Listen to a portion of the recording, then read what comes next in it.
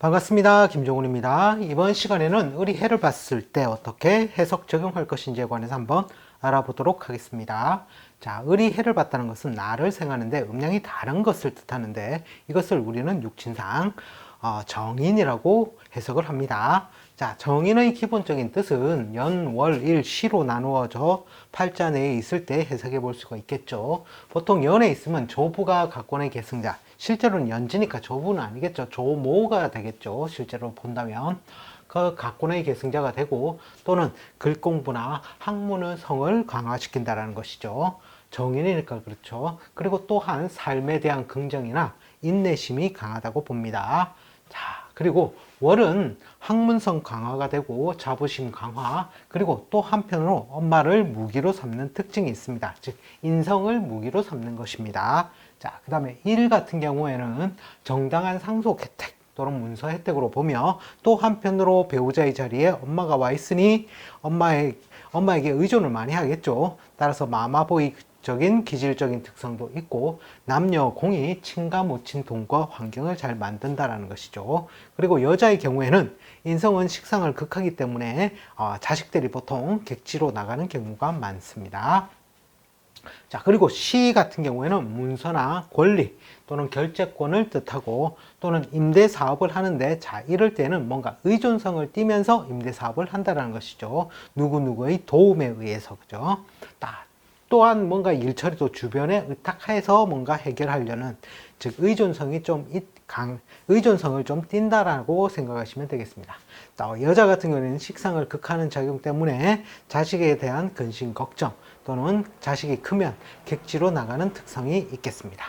자, 그리고 이 을이 해를 봤을 때 각 다른 천간의 12운성도 있겠죠. 또 12운성을 그대로 12신살로서도 대입을 해볼 수도 있겠습니다. 그리고 또 천간대 지지에서 발생하는 각종 신살들이 있는데 그것의 뜻을 한번 본다면, 자, 갑은 겁재가 되죠. 이제 겁재가 장생이죠. 자, 참 어렵게 그죠? 술까지 견뎌왔다는 거죠. 그리고 드디어 장생, 여기선 생의 의미가 강하죠. 즉 무형에서 유형으로의 전환이라는 것이죠. 따라서 이때는 에너지가 굉장히 강하다고 봅니다. 즉 장의 의미가 아니라 생의 의미로 보시면 되고, 또한 지살로서 12신살로 보면 장생은 지살과 그대로 뜻이 상통하는데 그 지살로서 자기가 뭔가 이 자의에 의한 이동 변동, 자기의 목적성을 달성하기 위해서 이동 변동하는 특징을 가지게 되겠습니다. 따라서 나는 어떻게 됩니까? 나도 그렇고 비견도 그렇고, 비견은 사지 육해살에 들어가죠. 음간은 사지 육해살에서 굉장히 위축된 상태로 있습니다. 사라는 것은 죽을 사자죠. 죽은 것과 거의 진배 없는 상태라는 것이죠. 또 육해살이라는 것은 저승사자를 만난 것과 같다라는 것이죠. 따라서 내 맘대로 행사를 할 수 없죠. 그리고 겁재에 비해서 내가 기운적 세기가 약하니 이 겁재를 이길 수 있겠습니까? 좀 이기기가 좀 어렵다는 것입니다. 수생목으로 해서 실제로는 갑도 좋고 을도 좋아야 되지만 12운성의 특징을 보면 실제로는 생극이 전혀 다르게 드러나죠. 자, 그런데 그나마 이 복성 기인이 있어 그래도 복이 따르니 완전히 극단성을 치게는 하지 않는다라는 것이죠, 자연은. 자, 그리고 병이라는 것은 상관의 별이 됩니다. 상관은 절지겁살로 들어가니 그 기운이 완전히 끊어진 상태죠. 무형에서도 그 기운이 가장 위축된 상태, 가장 그 기운이 끊어진 상태라는 겁니다. 자, 그래도 축을하는 법은 없듯이 천을기인이란 별이 들어온다는 것이죠. 따라서 이 천을기인에 의해서 이 상관에 해당하는 사람들은 그때 이 해를 봤을 때 그때 만들었던 인간관계, 부동산 또는 이게 천을기인이라는 것은 말뚝을 친다는 법입니다. 오랫동안 사용할 수 있는, 즉 그런 것들을 상징합니다. 나보다 또 에너지가 강한 사람들을 만나서 뭔가 도움을 받을 일이 있는 것이 바로 천을기인이 되겠죠. 자, 정은 태지재산입니다. 자, 병정의 기운은 굉장히 약하죠. 기운적인 세계를 본다면 갑이 가장 강할 것이고 병정까지도 실제로는 그 기운이 굉장히 약합니다. 태지, 막 잉태되어 있는 상태지만 제살, 수옥살이죠.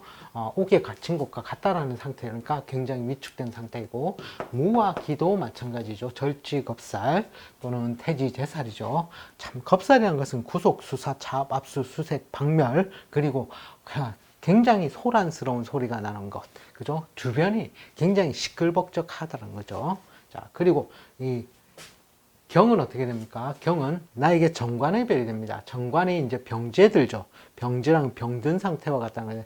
즉, 쇠지는 내부적으로 쇠약해졌다가 그것이 외부적으로 병든 상태로 드러나는 것이죠. 따라서 기운적인 운기는 약해져 가고 또 역마살과도 거의 진배 없으니 뭔가 내가 목적을 달성하려면 이동 변동인데, 자, 이것은 내 스스로 이동 변동이 아니라 타이에 의한 이동 변동성을 뜻한다는 것이죠. 그래도 문창석이 있으니 식신 대용으로서 그나마 좀 괜찮겠다라고 보여집니다. 자, 그리고 천간의 신금은 어떻게 됩니까? 이 기운이 굉장히 강해지죠. 목욕지라는 것이죠. 목욕지. 이것은 12신살로서 연살, 도화살로서 뭔가 인기, 시선 집중의 별이 되죠. 그러나 이것은 인기, 시선 집중을 하더라도 소모, 지출의 인자를 동반한다라는 것이죠. 어쨌든 가장 긍정적인 그 기운적인 세기로서는 실제로는 갑보다 더 셀 수 있는 요소가 된다는 것이죠. 근데 그것이 나에게 편관적이니 그것이 이제 스트레스적인 요인으로 다가올 소지도 있겠다. 그죠? 그리고 금녀라는 별이 있으니 이 신금 혼자만 봤을 때는 별것도 아닌데, 별것도 아닌데가 아니라 어쨌든 신금의 기운은 세지만 자기의 능력보다 이 금녀라는 별을 탐으로 해서, 즉 나의 외삼촌이라든지 주변에 뭔가 잘난 사람이 있어서 그 차를 얻어 탐으로 인해서 오히려 더 이제 가속력을 가지게 되는, 좀 더 모양이 돋보이게 되는 그런 작용력들이 생길 수가 있겠습니다. 자, 그리고 임은 정인의 별이 되죠. 실제로 정인이 이때가 강하겠죠. 걸록 망신살이라는 거죠. 록이라는 것은 뭡니까? 걸록, 뜻을 세웠죠. 그리고 망신이라는 것은 이것은 실제로 앞에서 계속 해드렸죠. 결혼 안 한 처녀 총각 같은 경우는 결혼 애정사로도 넘어갈 수가 있고, 결혼을 하신 분들은 어떻게 됩니까? 추잡사가 되겠죠. 그리고 나이 드신 분들은 어떻게 되겠습니까? 병원 갈 일이 되겠죠. 속옷을 보여주니. 어쨌든 그래도 이 임이라는 기운, 정인의 기운은 뭔가 그 기운적 세기가 강하니 이때 내가 뭔가 문서를 잡는다든지 글 공부를 한다든지, 자, 이런 것들은 좋은 이 효과를 볼 수가 있겠다는 겁니다. 자, 그리고 걔도 제왕장성살이라는 것이죠. 근데 실제로는 이미 더 이 그대로 있듯이 해라는 것은 임수와 그 뜻이 통하죠. 개수는 실제로는 쥐자자로 가야 개수와 그 의미가 통하니 실제로는 이 12운성상 제왕장성살이라 하더라도 어떻게 본다면 이미 더 세기가 더 강하다라고 보시면 되겠습니다. 어쨌든 해자축은 겨울이니까 임계의 기운이 강해질 소지가 있겠죠. 그리고 또 개라는 것은 천주기인이 또 들어오죠. 기인의 효과를 또 편인 같은 경우는 발현할 수가 있겠죠. 따라서 을이 해를 봤을 때 이때는 뭔가 문서나 이권, 그죠? 뭐 이런 것들, 그런 것들을 가지고, 아니면 상속 혜택이라든지 뭐 이런 것들을 가지고서 이제 내가 뭔가 장사나 사업이라든지 또는 뭐 공부를 시험을 쳐서 진급이라든지 이런 것들은 가능한 것이 바로 을이 해를 봤을 때, 자, 이럴 때 그 작용이 있다라는 것입니다. 자, 이번 시간에는 천간대치지 을이 해를 봤을 때 어떻게 해석 적용할 것인지에 관해서 한번 알아보았습니다. 시청해 주셔서 감사합니다. 다음 시간에 다시 또 찾아뵙겠습니다.